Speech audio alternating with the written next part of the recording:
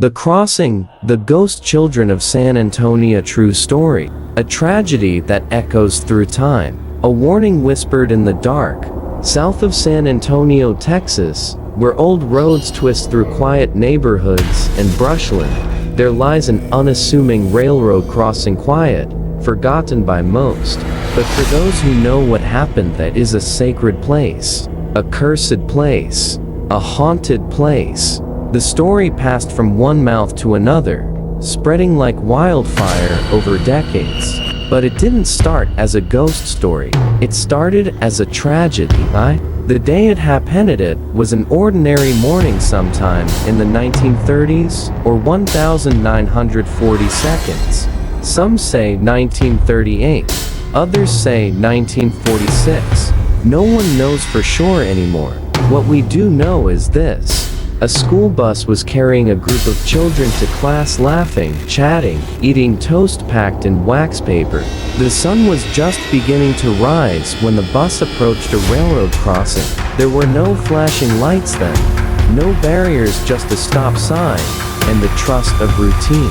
No one saw the train coming. Maybe it was the fog, maybe the engine failed, maybe the driver paused for too long. But in one terrible moment, a train struck the school bus broadside. The sound was catastrophic, metal against metal, screams, splintering wood. The train dragged the bus over 100 feet down the tracks. By the time rescuers arrived, it was too late. Every child aboard had died. The driver, too. San Antonio mourned. Families buried their children. Graves were dug. Names were etched into stone. The town moved on, but something stayed behind. Something unseen. The first whisper sires passed. The tragedy faded into memory until people began to speak again. Drivers who stalled on those very tracks began to notice strange things. Their cars left in neutral, or with the engine off, would suddenly move forward, rolling safely across the tracks as if pushed by invisible hands. They told themselves it was gravity, but the land was flat. Curious, people began to test it. They dusted baby powder or flour onto their car bumpers, and what they saw chilled them to the bone. Tiny handprints, child-sized, pressed into the dust. No prank, no mistake. Dozens experienced it. Some said the hands were warm, others heard giggles. A few said they saw shadows running beside their cars. The legend had begun. Martha's night in 1984. A woman named Martha Rivera was driving home from a late shift. It was after midnight. Her car stalled at the tracks.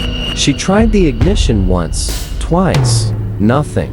Then, without warning, the car began to roll slowly, steadily across the tracks. When she got out to check, she gasped.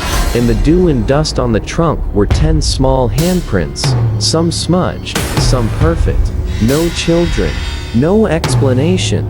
The mechanic who didn't believe in 1993, Tom Delgado, a local mechanic and skeptic, decided to test the tale himself.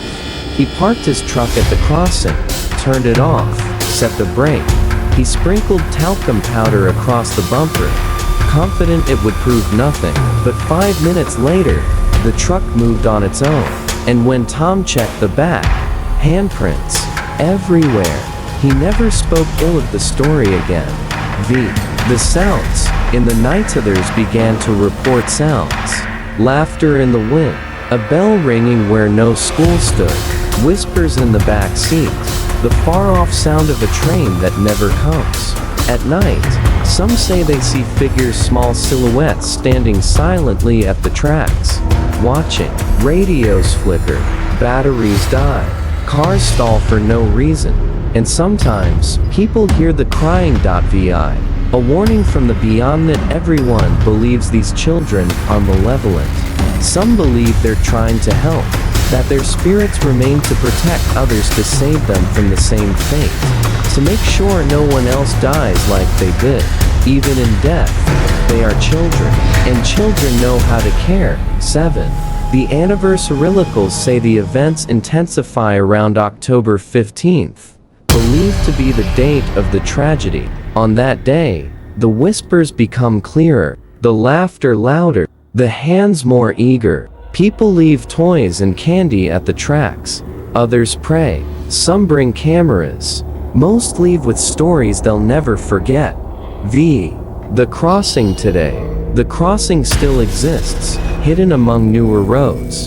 It looks like any other, but those who visit know better. If you ever go, bring some baby powder. Park your car just before the tracks. Turn off the engine. Open your windows. And wait. And maybe, just maybe, you'll feel it. The nudge. The breath. The presence. Then check your bumper, and if you see the handprints, you'll know the story is real. You'll know the children are still there, trying, helping, haunting.